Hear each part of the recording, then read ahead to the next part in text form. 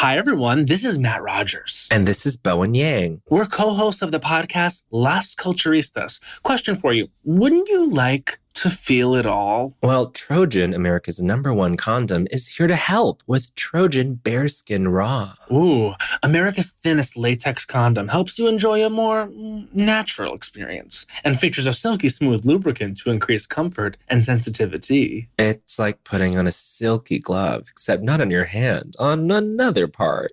You know the part. And if you don't, ask your mom. Pick up some Trojan Bearskin Raw condoms. Triple tested and trusted for over 100 years. Trojan, feel your best. Get yours on. To show you how easy it is to file a claim with Geico, we hired a nature show host. In the native habitat of a suburban driveway, the poor victim of a broken windshield is left assessing his vehicle, utterly helpless. Well, not true. If he's got Geico, he can file a claim online, over the phone, or with his handy mobile app. But like a lone gazelle, he'll suddenly be left to fend for himself, awaiting his terrible fate. Nope. Geico will assign him a designated claims team to help him out, too. So the gazelle gets his car fixed and everything. Wow, nature is so cool. Geico. Great service without all the drama. Welcome to Scary Time by Indie Drop-In Network. Each week, we feature an episode from the best independent creators. Subscribe for great scary content. If you would like to help Indie Drop-In support indie creators, you can buy us a coffee.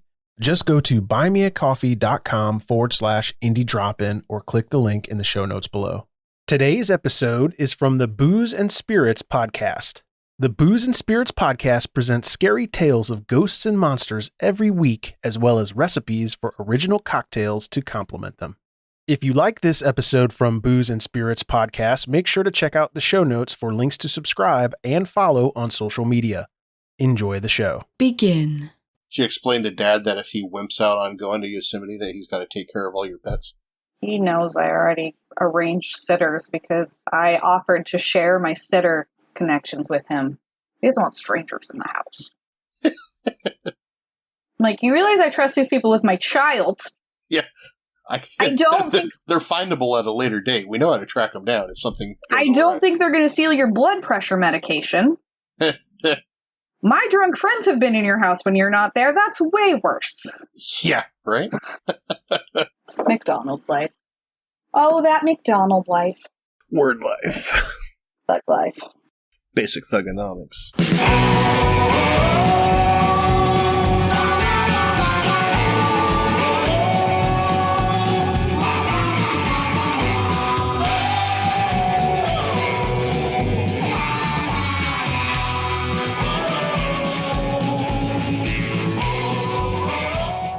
Everybody, we're back. It's the Booze and Spirits podcast. He always does this when my mouth is full. I'm like, should we get on track? And then he does an intro, and I'm still chewing a pizza roll. To be fair, my mouth's probably usually full. I was going to say something, and I was trying to find a polite way to say it, but... Fuck you in your face. I'm Cait McDonald. I'm Nick McDonald. It's like a drink with dust. Yeah, I was getting right through that in there. I don't know. I was only half paying attention. Shocker! Well, this is actually a back-to-back recording. This is weird because normally by the time we record an episode, I've already listened to the last episode several times over the editing process. And you remember things from it? Unlike us recording yesterday to get ahead of things. And yeah, because, we probably don't remember what we said yesterday. Preparing for vacation and getting some extra episodes in. Yeah, I don't remember what we said. I'm fairly sure that we decided that this topic was going to be pirates, but I don't know if we ever actually stated that. I think we stated it, and I was like, well, my story only sort of revolves with pirates, but we'll roll with it. We'll roll with it. You had a story you really wanted to do, and you sent me, aspects of the story, and I picked one of those aspects that I thought I could get a story with, and one of the aspects was pirates. Yeah, and you know what? My aspects were easier than noisy ghosts and quiet ghosts, all right? So... They're all noisy or quiet. It's the mid-range ghosts that you have to watch out for. It's the media. It's the media out to get ghosts. Damn liberal media. That's where I thought you were going with that. Damn liberal media always making ghosts out to be, I don't know what, racist? Racist just because they're from 300 years ago? They're usually pale. Do you like that TikTok I sent you this morning? Yeah. You've been mistaken for a ghost not one, but 3 times. While walking in the woods. I'm not floating through the woods. I'm walking like a normal bisexual through the woods with purpose. She's my new hero. Maybe we'll add that to the social media at some point in time, just so I'm not entertaining only myself here. Yeah, that'd be nice if our entertainment-focused venture here bothered to entertain anyone else, but that's really not our strong suit, is it? Rambling's my strong suit. Rambling and drinking. I'm Scotch-Irish. I don't know what more you want from me. I don't know. Why did we start a podcast? What are we trying to get out of this podcast? Money. That didn't work out. No. Fame, glory, one of those. Pizza rolls. I just ate those. Oh. Fuck. To entertain ourselves? Yeah, that sounds about right. Yeah, that's about 90% of what we do. Something to do. It's also a good excuse. You can say, oh, well, I'd like to do that, but I got to record my podcast today, so I can't. Yeah, and then people are like, you have a podcast? And then they listen to 5 minutes of it, and they're like, oh, I forgot to check out your podcast. Your drink pictures you posted on Instagram on your personal account look great, though.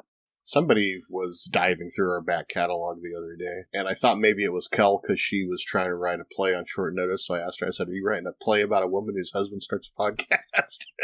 That was not what she was doing. That's probably the best. I said, oh, yeah, well, someone was deep diving our old catalog. She goes, oh, I need to do that someday. And I'm like, I don't expect you to at this point. I've given up on that. Sean heard a clip from the clip show where he's in the background and he got really confused. And I was like, that was you. And he was like, oh, okay. He just walked away. Fair enough. Yeah. So we got pirates. Well, you've got a story that has the word pirate in it. It does have the word pirate in it. I've got a story that's vaguely pirate related, but a lot more crazy person related. Fair enough. Who should? I have reason to believe pirates are crazy people.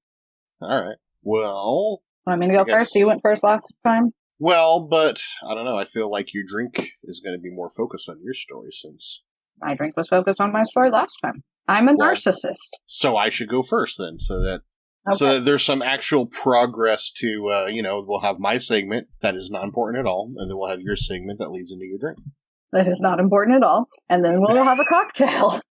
Tie some on and go pick my kid up from camp. So, Hey, Uncle Charlie. Want to go bust some ghosts?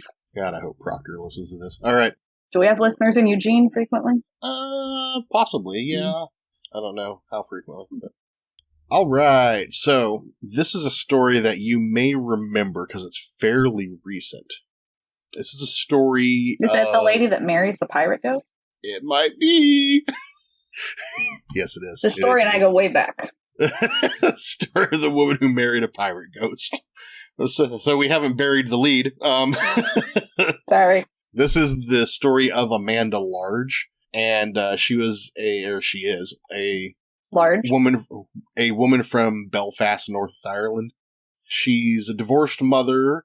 She had 5 kids, but one of them died in 2010 at 3 months old. Died of SIDS, which is what encouraged her to start looking into the supernatural. She'd been a lifelong agnostic, and she decided she wanted to find a link to the other side after her son died. So she started getting into spirituality and paganism and Wicca. Some of the articles I read really wanted to dive into the paganism aspect and the Wiccan aspect. And then after they did all this deep dive into those things, they had spokespeople who said, yeah, we don't condone what she did. This is weird. So, there's a lot of rules in Wicca. It's not as important as some of those articles made it sound. Yeah. Around 2014, and some of these dates are a little fudgy, because I read a lot of articles on this, and it was interesting because you'd read one article and it sounds like, oh, it's just kind of normal and quirky, but then you start putting it together with other articles and other articles and other articles, and there was some insanity happening here. This was a woman who needed some counseling. Around 2014, she encountered an entity that identified himself as Jack Teague, a Haitian pirate who had died 300 years ago. It is worth noting that by this point in life, Amanda was working as a Jack Sparrow impersonator. Is Mr. Teague a real pirate? Well, a historian from from a university in Florida. From the Pirate Society. No, a Florida history professor was trying to dig up any evidence of Jack Teague from Haiti in the 17th century and found nothing. He also wanted to point out that Haiti was a French colonized country and that Teague is generally an Irish name. Amanda, like I said, she was a Jack Sparrow impersonator. After she watched Pirates of the Caribbean, she decided that she kind of looked like Jack Sparrow and started dressing as a pirate and incorporating that into her business, which is some sort of entertainment organizing and event planning. I feel like there's a lot of karaoke in her event. Possibly. And I didn't look into this, but I did find somewhere that said that it's kind of an overlooked detail from the Pirates of the Caribbean movies, but apparently in those, Jack Sparrow's father was named Edward Teague. So that just kind of adds to the shakiness of this whole 300-year-old Jack Teague ghost. Fair enough. So Amanda claims at first that she didn't believe Jack. It took 6 months for him to convince her of his identity. She'd tell him to go away, and he'd come back, and she'd tell him to go away and come back, and eventually she started having conversations with him. And he wore her down. He did wear her down, and she said that she had fact-checked some of the stories that he told her, and that's what convinced her in the long run. He was creeping into her DMs, telling her she was beautiful every day and asking to see Vagine. I don't know what stories it was that he's told, because I haven't seen anything about anyone else ever corroborating any of them. Jack never appeared or manifested to her physically. He kind of remained an energy that she felt out or could see in her mind's eye. She liked to imagine he looked like Bob Marley. That fits so many Haitian pirate descriptions.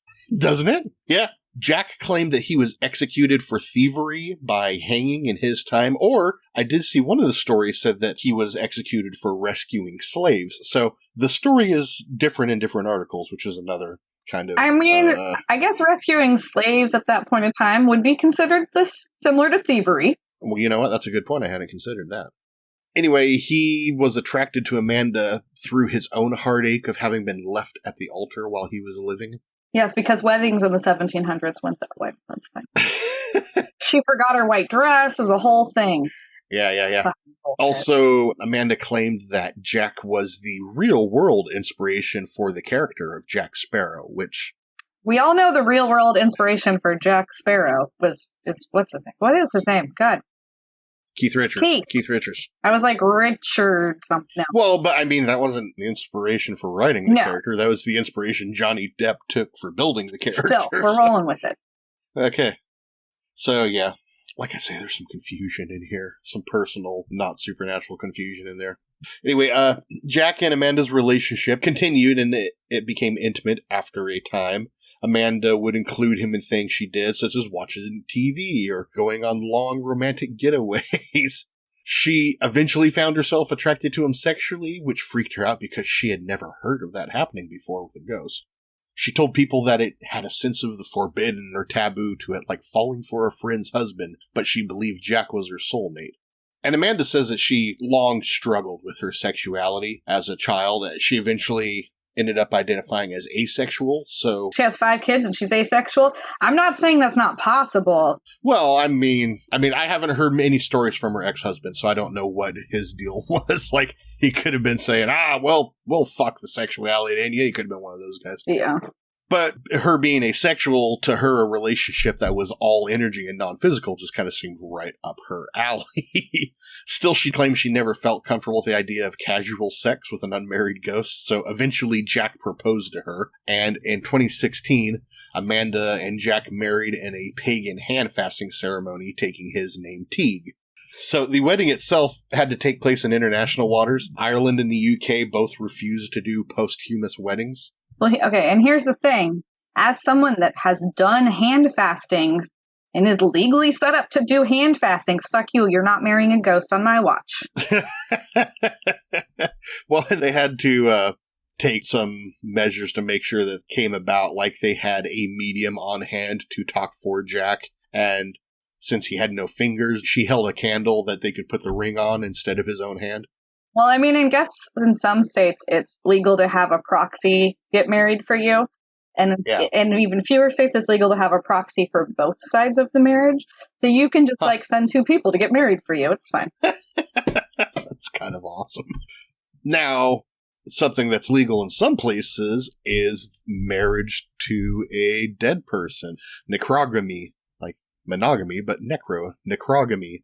France. But you can't be polynecro. I don't know. Sorry. I'm not even sure. I'd have to take some time out to even think about what that might mean. France has a provision that allows the president of the republic to authorize the celebration of a marriage where one of the future spouses is deceased for serious reasons. And I love that they have in the law for serious reasons, because I would run for the president of France just so that I could marry the dead people, just on a fucking whim. So it's nice they put the for serious reasons provision in there. Over the years, this has included the partners of men killed in World War I, and there's a case of a partner of one of the 400 victims from a dam collapse in 1959. As recently as 2009, a woman was allowed to marry a man who proposed to her just 2 days before dying in an auto accident. I mean, I don't support this, but I do know in specific religions, if you are not legally married, you don't get, which doesn't make sense to me because let's separate church and state here, but that's a whole different story. But if you're not legally married, you don't get to go to heaven together. You go to different heavens, apparently. Yeah. You go to singles heavens. So China, Sudan, South Korea, Germany, South Africa, Japan, and the U.S. all have similar contingencies. Boy, I forget the story now. There was a case in 1987, I think it was, in Florida, where this went through, and I forget what the details were. But it does happen in the U.S., just not in Ireland and the U.K. So, like I said, they had a medium stand in. They had a candle stand in. Amanda said, the reaction I've gotten is really quite shocking. In this day and age, it's cool to be whatever, or so you think, but apparently we are not yet open-minded enough in society to accept relationships between us and other realms. She's never met, like, a mixed-race couple or a gay couple, has she? Well, I don't know. I mean, she works in entertainment, right? Like, I mean, I know it's entertainment in Northern Ireland, but still. She hoped her coming out as a spectaphiliac would help embolden others who felt the same but were ashamed. Which, and here's another side thing, I found another spiritual guidance, this one from Bristol, UK, Amethyst Realm, who has been on TV interviews. I bet that's her birth name, too. Probably. Reports to having sex with more than 20 spirits in her time. She even described her seduction rituals in TV interviews. And I guess it has escalated to the point where she's really trying to have a phantom baby with one of the spirits. Apparently she was... Oh, honey. Apparently she got into this because her own wedding was called off when she caught her fiancé in bed with a male ghost. I mean, I feel like if you're at this level of delusion, like a phantom pregnancy is not that far off. That's an actual medical diagnosis. It is. That's true. So in October, and see, this is where part of this got confusing because every article I read talked about the wedding, and some of them said it was in 2018, some said 2017, some said 2016. Eventually, through digging, I found out they actually had two wedding ceremonies. They had the first one, which was very small, and it was just the people that had to be there. In October 2017, they ended up holding another ceremony that was a little bit bigger, and it was able to allow more friends and family and, coincidentally, press to attend. Did more ghosts come? Did his ghost family come? I have so many questions. Not that I saw any reports on. They didn't condone the wedding, or they were busy? I don't know. I did see a couple reports from her family. I didn't see anything about his family. Selfish. She's selfish. So the second wedding was held a couple months after her book, A Life You Will Remember, was released. What convenient timing. Yeah, exactly. Now, this is where I'm including links to this book and several other things as we progress here because this is amazing. So A Life You Will Remember is a semi-autobiographical romance novel where Amanda finds Jack Sparrow transported through time and waking up in Belfast's Victoria Square in her own era. Honey, your fan fiction. It's out of control. So after the second ceremony, within weeks, she began to notice little things were wrong. Like she started to develop perianal abscesses and cirrhosis, as well as feeling drained of energy often. She didn't want... Wait, perianal? Perianal. This is like butt sores? I meant to look it up and I forgot and to. I'm picturing this as like butt to vag sores. Because that's where the Perry would come in. Well, that's kind of what I was, let's see. Infected cavity filled with pus in the rectum that appears as a tender red lump under the skin near the anus. What did you put in your butt, lady? What did you put in your butt? Ghost stick isn't going to do that to you. Well, she didn't want to prescribe any of these problems as being related to Jack right away or anything else supernatural. So she consulted others about her and Jack's relationship, like mediums and psychics, but it was assured she was in no danger despite the problems continuing and escalating. She eventually became convinced that it was a result of every time she had sex with Jack, she developed the abscesses. So maybe she got pirate ghost herpes. I don't know. It's his pirate ghost stick is infected. It would be. He's going to a lot of ports. There were not a lot of antibiotics in the 1700s. So eventually she just cut Jack off from all sexual activity. Then in May 2018... Well, your marriage just is going downhill at that point. Yeah. Then in May 2018, Amanda suffered a near-fatal bout with sepsis, which is nasty. After having an operation to save her life and the multiple red flags that had been happening over time, Amanda decided that it had to be Jack that was causing her distress. God damn it, Jack. She determined, like a lot of spirits, that he needed an energy source, and since the wedding ceremony, she had become that source. I mean, she didn't look into this very well, did she? Well, I've seen a lot of things like, a lot of mediums have problems with being drained by spirits. And yes, no, you say yes.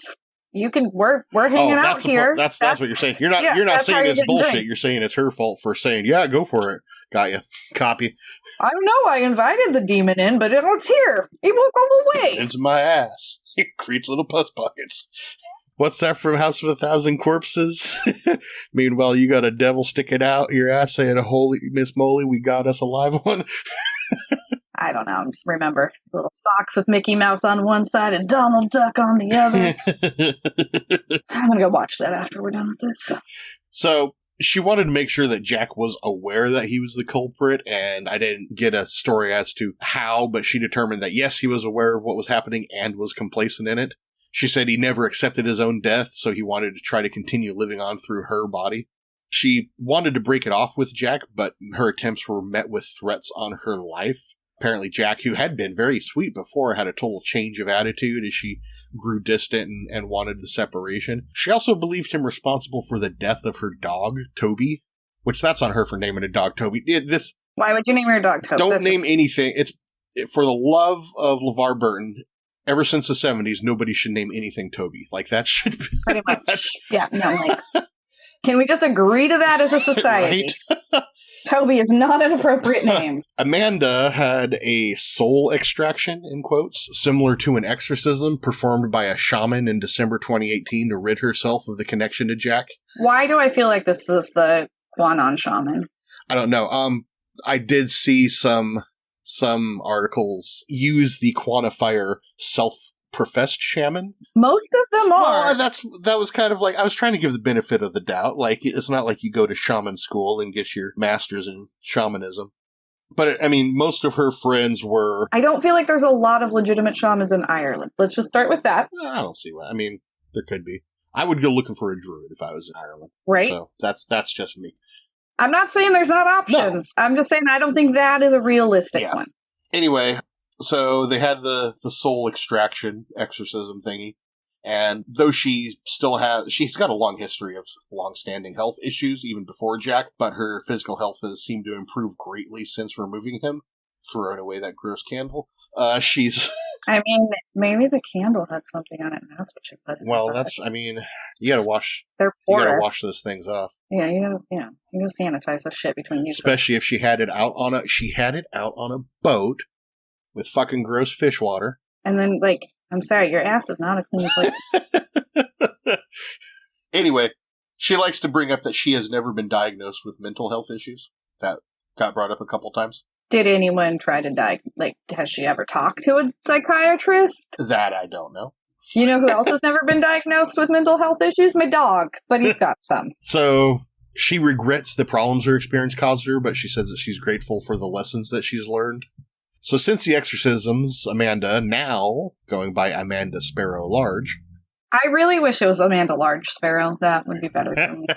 Well, when she wrote her book, her author name was Amanda Sparrow Large Teague. Large Teagues. She's stayed away from the world of the spirituality and paranormal since then. She advocates that spirituality and spirits are not something to idly mess around with. Weird. A doy. In May 2019, she published a new book called A New Attitude that recounts her experience with Jack and the relationship. I got a new attitude. So I've got links for her books that I'm definitely going to put into the notes. I would prefer anyone bootlegs these, though. I feel like she does not need to profit off of this. I've got some links to a couple of interviews with her and Amanda Realm, and like this show that they got. Amethyst Realm. Amethyst Realm, that's right. Thank you. Hey, it's Nikki Glazer. I want you to get everything you want. And the thing I want you to get the most? Laid. Yeah, that's right. I want you to have sex. And what better way to have sex than to use Trojan bearskin raw condoms?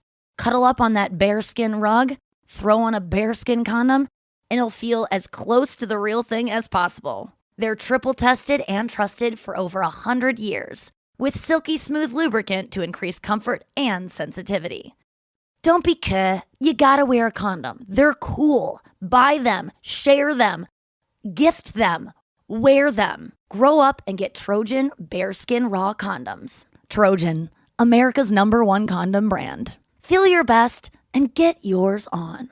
Dan, Saatva is the best mattress choice for us. After all, how could you go wrong with their risk-free 180-day in-home trial and 15-year warranty? That does sound risk-free. Takes me back to some of our risk-free vacations. You mean that rafting excursion you claimed to be risk-free but ended in a 4-story waterfall? Or the African safari that ended with a flat tire by the lion's den? Or the... You know what? Let's just order our Saatva. Get $200 off your purchase of $1,000 or more at saatva.com/200.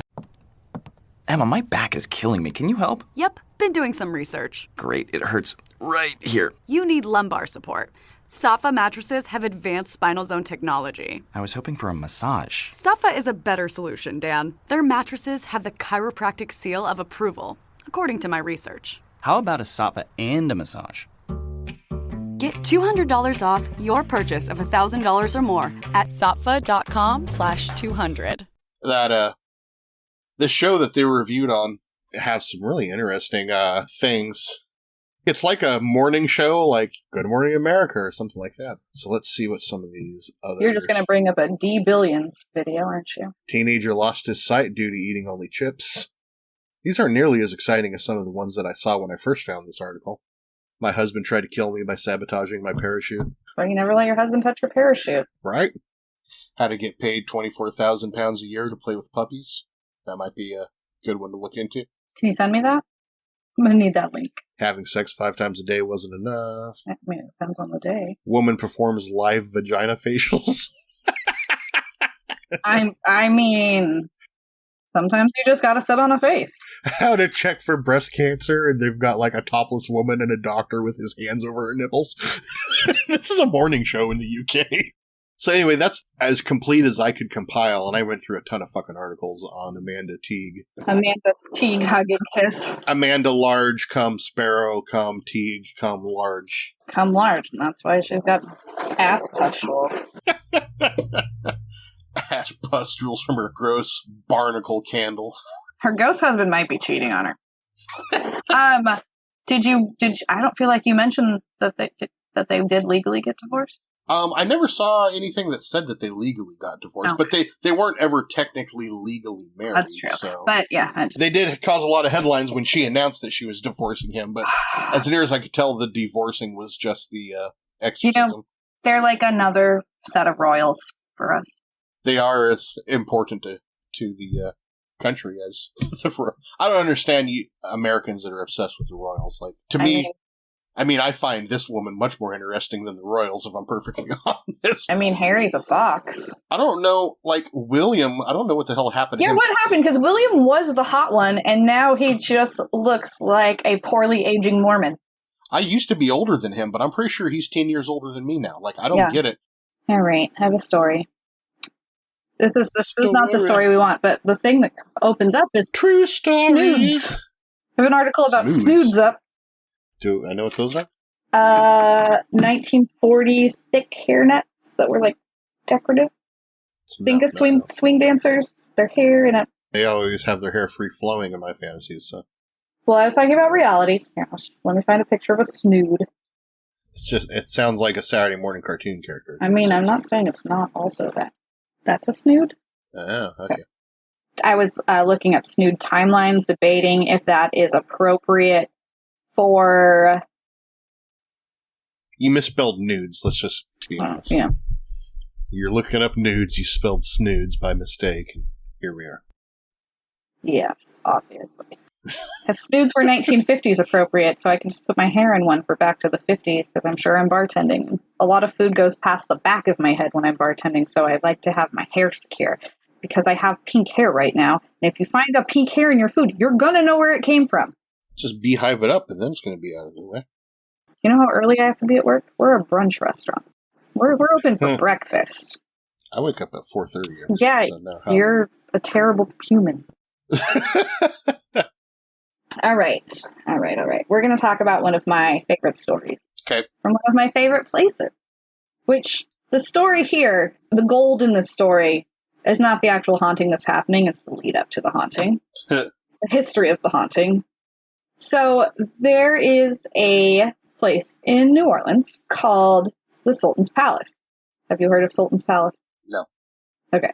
I mean, in Aladdin, yeah, but not in New Orleans. There's also a Sultan's Palace Iris. Does that help anyone? Iris? Yeah. Like a... plant. Oh. I thought we were talking like a magical gemstone. And there's also the Sultan's SWAT. And the Sultan's Swing. Yeah, but I watched The Sandlot the other day, so I'm with the Sultan's SWAT. The Great Bambino? The Great Bambino. So, okay. The site that the Sultan's Palace sits at is 716 Dauphine Street in New Orleans. Originally, that site was home to a small brick and wood dwelling dating back to 1780 that was owned by a free woman of color. She sold it in 1811 to Francois Darby, who reportedly lived there until her death in 1816. By 1835, the original house had been demolished, or at least incorporated, into the Sultan's Palace as we now know it, which was built by a dentist named Joseph Coulon Gardet. Apparently, he was not great with his money, and he sold it 4 years later to a plantation owner and merchant, Jean-Baptiste Leprete. Sorry, if I'm just going to pretend I know what I'm saying when words are in French. Oh. So he bought the house. We'll post pictures, but the house is like pretty cool looking. It's got cast iron balconies all the way around. It's got sidewalk level windows around the house. It's got a half a basement. But Leprete, I don't know.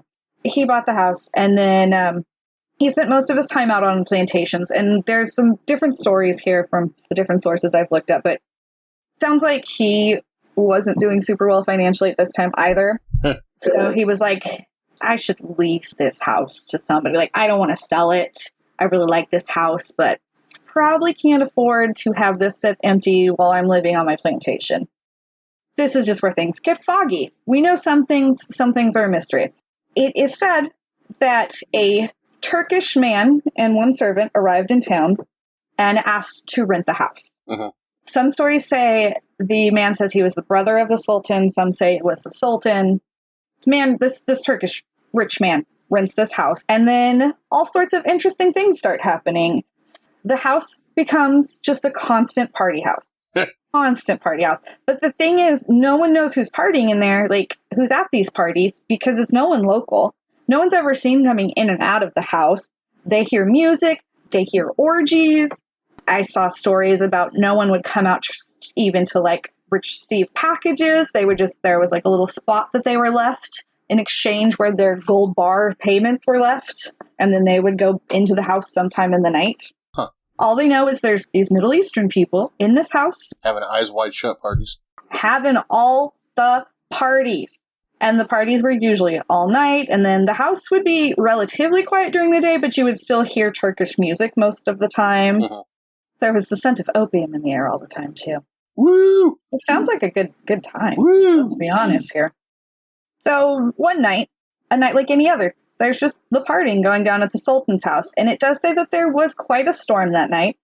I don't think that has a whole lot to do with the story, but we'll get to the conspiracy theories at the end here. So there's a nasty storm.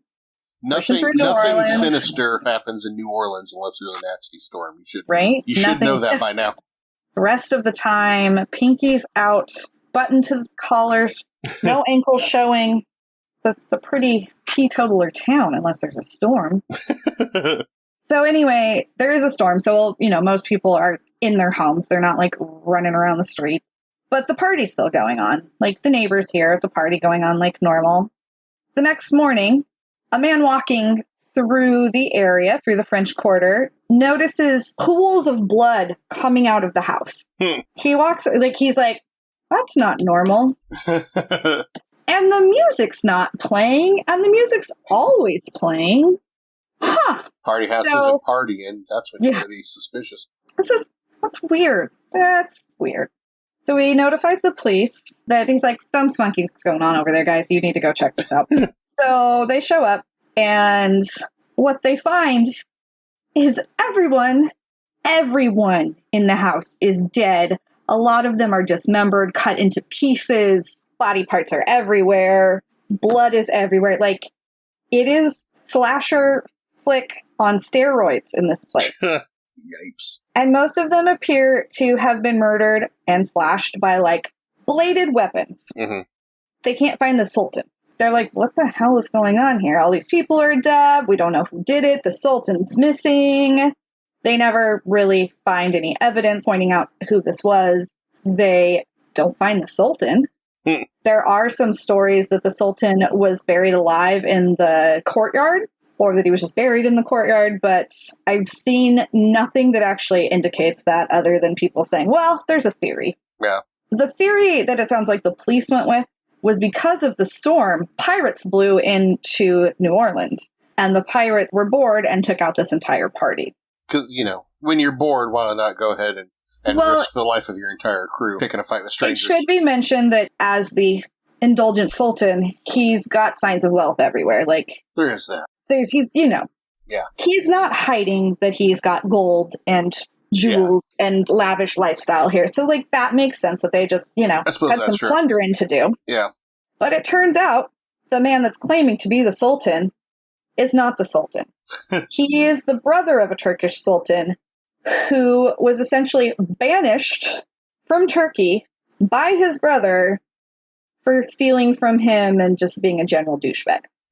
So there's another theory. So where'd all this money come from? Is it stuff he stole, or was it I believe a penance?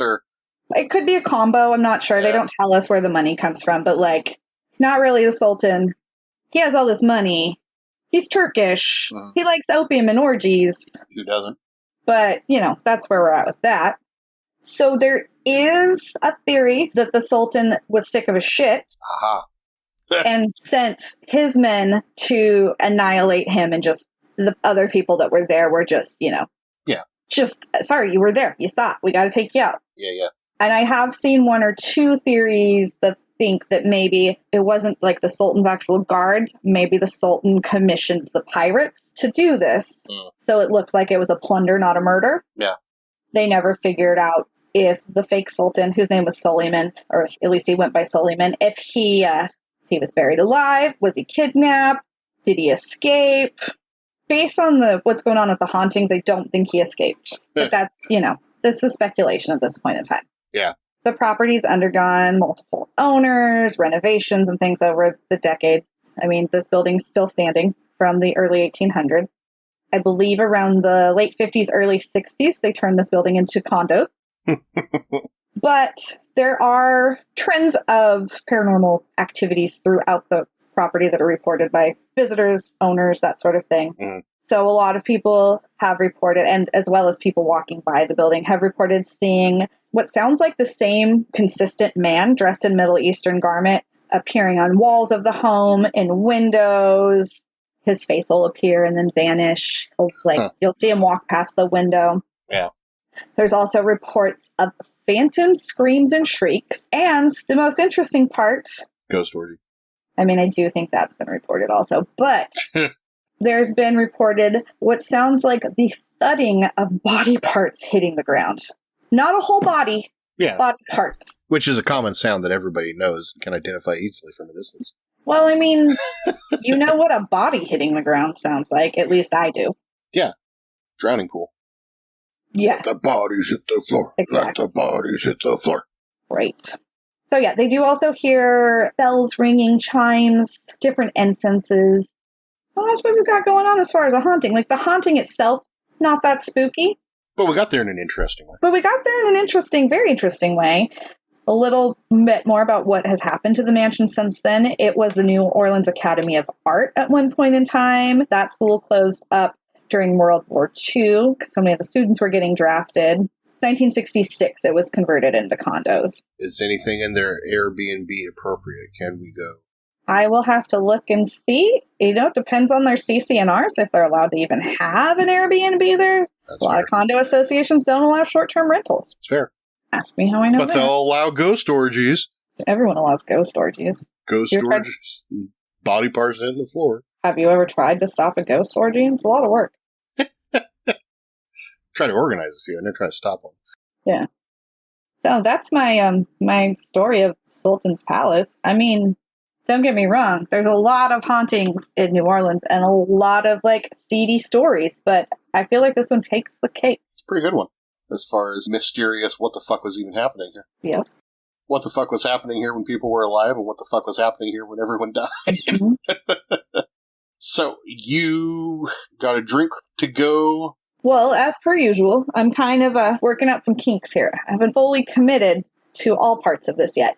Does it taste like Turkish Delight? I don't know if I'm that talented because I'm not sure I've ever had Turkish Delight, so I can't guarantee. Does it taste like the bowl of an old hookah? Yes. So what we're going to do is we're going to take an old hookah. We're not going to clean it. No. We're just going to pour some vodka in it, swish it around. A hookah shot. Yeah. I think it's, it's a win-win. It's the evolution of the hookah stank is the hookah shot. I mean, it just kind of depends on what kind of shisha you were smoking, I think. So Okay. All right. the flavor can change depending on that. Yeah. So it'll taste like an ashtray, but what kind of ashtray? Fruit and tobacco and, Right. We grew up in the 80s. We drank from ashtrays before. Never on purpose, but, shit happens when you're a kid. I mean, people put out cigarettes and soda cans at parties. It's not your fault it's not the soda can you thought it was. Shit happens. Shit happens. Anywho. So my thought here was to go with maybe a Mediterranean-inspired lavish cocktail. So Crab and goat cheese? my plan here is we're working. There are fig liqueurs out there. I cannot find them locally, so I'm going to make one. Okay. It's brewing back there, which just is essentially soaking vodka and figs and some sugar. Ta-da! If anyone's not aware, the fast way to make a liqueur out of basically anything is just soak it in cheap vodka. Pretty much. Usually when I add sugar to make it a liqueur, but that's neither here nor there. So we're going to have some fig liqueur. This is where I'm really not sure. I can't decide if this should be a vodka drink or like a cognac drink, maybe a whiskey drink. Could be a gin drink, but I don't think that's the right route. Not a lager drink? Or a cider drink. Okay. But I'm kind of thinking maybe cognac since it's New Orleans. Okay. We'll see. We're gonna give a trial run. It might be awful, and then we'll switch it up. We're gonna make a Turkish 75. I'm not putting bubbles in this, but Oh, okay. I can. I put bubbles in everything. I put bubbles on sorbet. So anyway, figs. We're gonna throw some honey in here. Yeah. Yeah. Maybe a little thyme. I feel like that might be, or some cardamom. Some purple olives. Sorry, I'm locked on this Mediterranean thing. No, I know. I need you to go hit your head on the wall. Oh. You had the dumb. Can I do it later? Yeah, you can wait till we're done recording, but All right. I'm not there to face palm you, so. But yeah, I think we're gonna go kind of martini style here. Okay. That's my plan. All right. Well, we'll look forward to seeing what the finished concoction of that. I mean, I'll have the finished concoction before the Fig-based. episode comes out. No. Yeah. I'm just saying. We're doing fig and honey. You know what? I might throw a little elderflower liqueur in there too, because bartender's ketchup. Ooh, fig and honey. Ooh, fig and honey. Not sure what that's a reference to, but it's got to be something, right? Just you wait, Henry Figgins. Just you wait. Honey Figgins. Just you wait, Honey Figgins. That'd be a good stripper name. It would be a good stripper name. At least a burlesque name. Maybe not like. Yeah. Maybe not like strip clubs. No. Those all have to be names like Diamond or Sapphire or Chenille. Do you know a stripper named Sapphire? I'm sure you do. I'm always disappointed in one of my friends because her sister, one of the known strippers in this valley for a long time, and she has no idea what her stripper name is. I'm like, that's really disappointing. I really want to know what her stage name is. Right, well, I'm looking at the calendar, and this one will come out on the 6th, which is when we will be in the thick of road tripping. Into the fickle bit. Into the fickle bit. And the episode after that, the next one would be the 20th, and I don't know if we're going to have enough time to record something on the road and edit it before the 20th. I assumed we were going to record at least one more before this. Yeah, so we're going to have to record one more before we go on our road trip. So, what kind of theme should we roll with? Do you want to do Missing 411 for that? So I'm on edge the entire trip? You don't want to do it while we're on trip? I thought we could do Missing 411 while we're on the trip. I mean, that's assuming our children allow us to record on this trip. That's fair. I'm hoping that before we leave Grants Pass, we can get a session in. And then idealistically, we could get another session in while we're on the road. But those are both kind of like, we'll have to wait and see. So maybe we should do it beforehand just to cover the bases. That's my thought. Because where we're going, there's lots of hauntings. Like Sonora is super haunted. Yosemite's got its own thing. Yeah. I think we should do Missing 411 before our trip. So I'm on high alert. Make sure my baby doesn't get stolen by alien Bigfoot fairies. Or cannibals in the national parks, as the TikTokers would like you to believe. Feral cannibal humans. Chuds. I mean, I'm not saying there's none of those, but I just don't think they're responsible for the Missing 411. No. Also, a lot of the Missing 401 kind of implies that the government is complicit, and I feel like if it was just like feral cannibal humans, that those would be easy to take out for the government to get in there and ferret I out. feel like we could, as opposed to extra dimensional kidnapping. Yeah, I mean, you could put a tag on feral cannibal humans. Yeah. Okay. My notes. My eyes have locked onto my notes for next episode. We discuss next episode. So. I guess this is the time to say, hey, check out our show notes. You have notes? You don't just wing this? That's why your stories come out better than mine. Possibly. Mine is just drunk history every week. Yeah, like most of my stories have like 2 or 3 pages of notes that I'm working off of. I'm flopping back and forth between different websites. Well, see, mine all comes off websites, but I organize it and I say, oh, okay, I want this point to be... I'm not allowed to touch my computer if anyone, like my child's home, so... Well, yeah. She's going to make starting classes in a month here interesting, but it's neither here nor there. Well, can you get away with it if you're typing into Google Docs on your phone? Because I do that a lot of times. Yeah, but these don't work very good. What don't work very good? My fingers. My hands don't work so good. Hence, I'm on prednisone right now. Phone so, typing Elon Musk, if you're listening, Elon Musk, Katie is willing to be an early adapter on Neuralink so that she can make her notes mentally without having to use her hands. I can use my hands for other things. And I'm willing to be an early adopter on Neuralink because I'm really into cyberpunk shit, and that shit's been the coolest thing that I could imagine since I was like 12, so, so sign me up. That aside, check out our show notes. I've got lots of links for Amanda Large and Amanda Sparrow Large Teague and a little bit of Amethyst Realm. Amethyst Realm sounds like a nice place to climb into, though, let's be honest here. I mean, yeah, that'd be an alright realm to go to. I mean, it's better than ending up in the Feyland. She might have a cave of wonder. But it's always got a ghost in it. Pustules.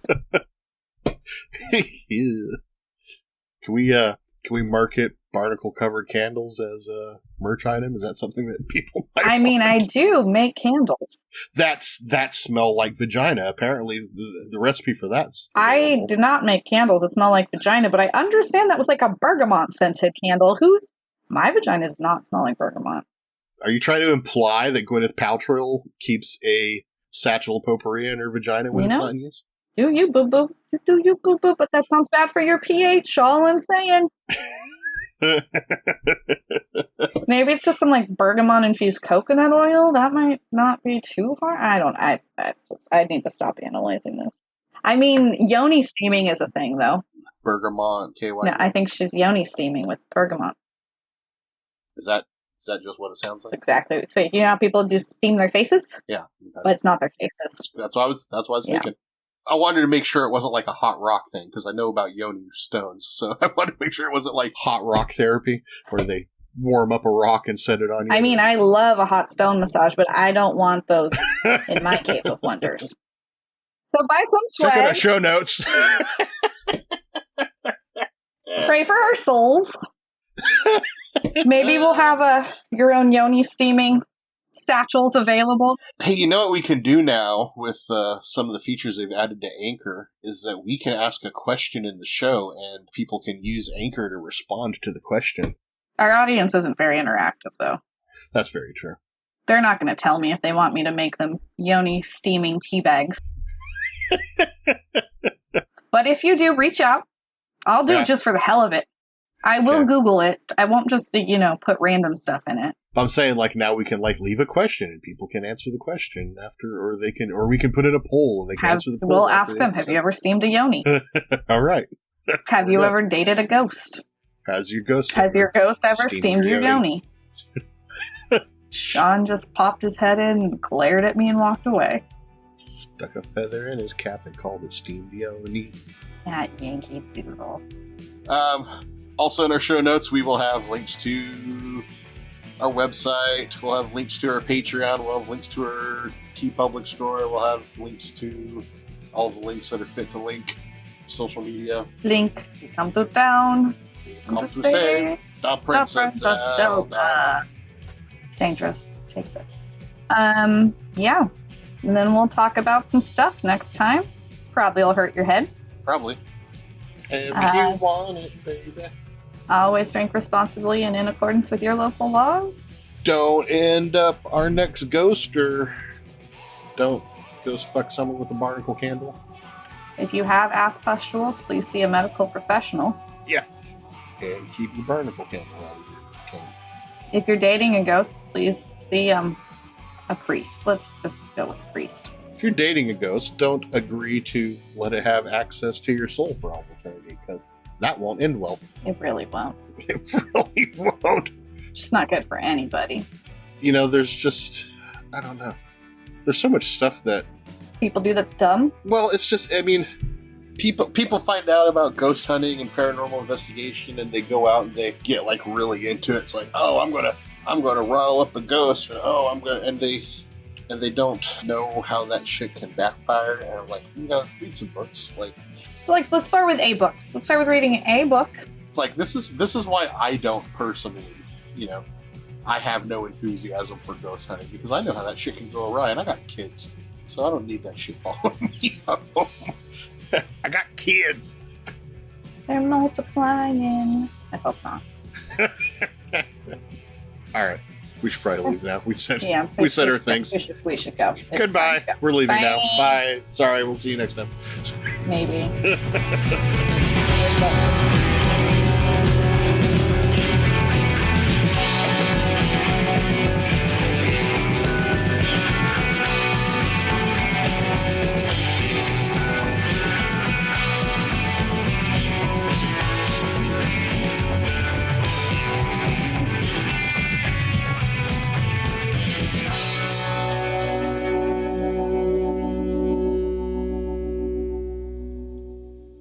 Thanks again for listening to Scary Time by Indie Drop-In Network.